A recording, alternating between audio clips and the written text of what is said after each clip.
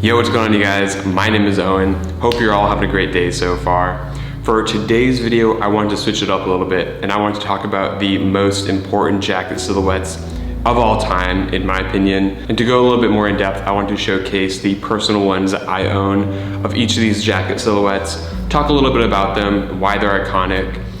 Even though this is just my opinion, I think it's safe to assume that most people that are into fashion or style have at least a few of these in their wardrobe or have owned at least a few of these in their wardrobe. So yeah, without further ado, let's hop right into the video. Starting off the countdown of the best jacket silhouettes is the MA1 Bomber, and currently I only have this one left in my wardrobe. This is the SOMAR Veil Bomber, releasing December 14. Although it obviously has its quirks that make it a little different than the traditional military issue bomber jacket, the DNA remains the same.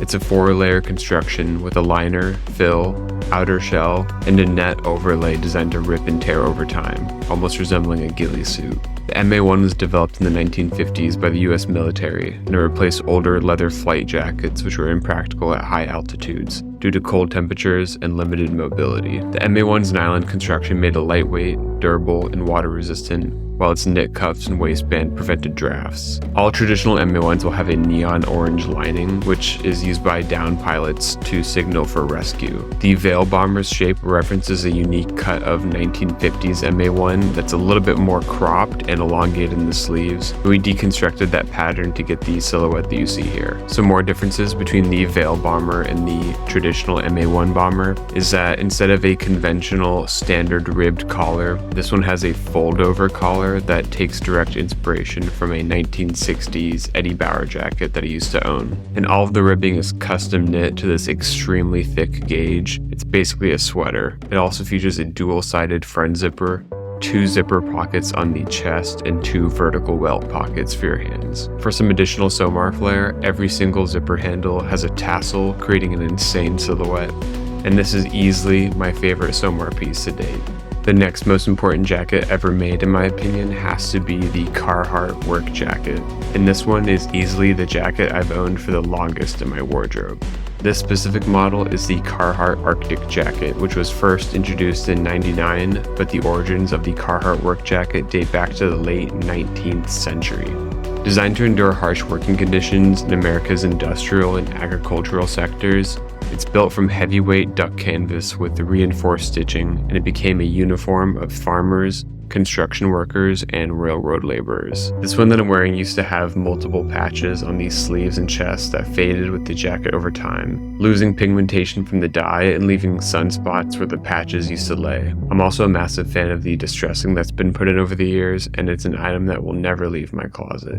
Even though I don't wear a lot of color, recently I dug this one out of my storage and it's been great for the winter due to the quilted lining.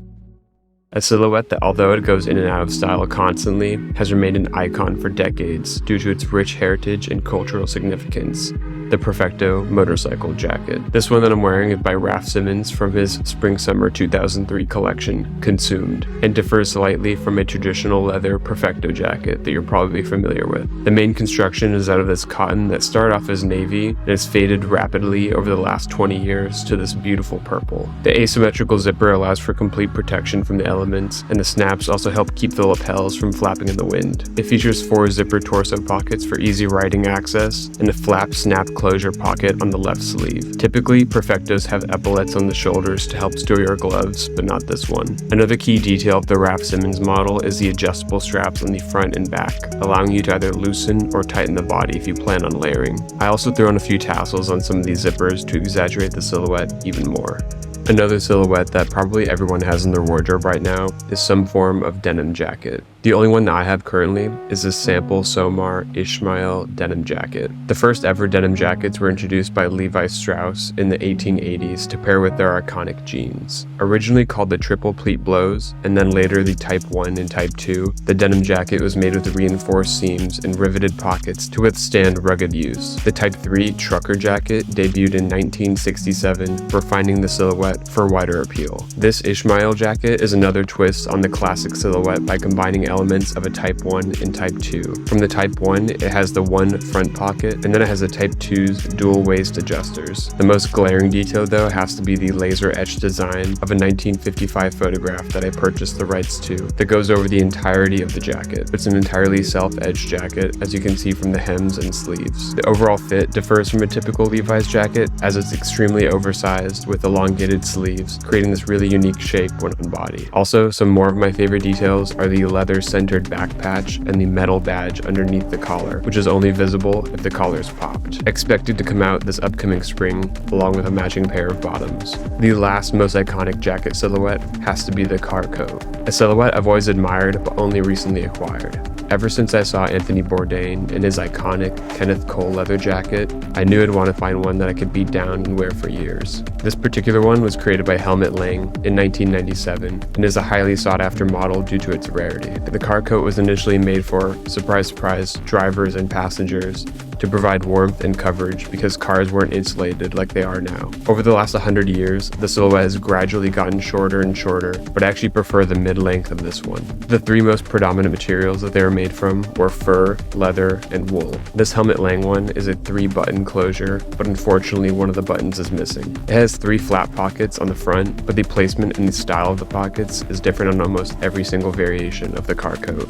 Thank you all so much for watching the video. I really do appreciate it. If you liked the video, please don't be shy and drop a like down below. Share with a friend, subscribe to the channel if you're new. Feel free to let me know what you guys want to see in some future content, because I actually got this video idea from one of you guys. We'll catch you guys in the next video. Have a good one. See you later.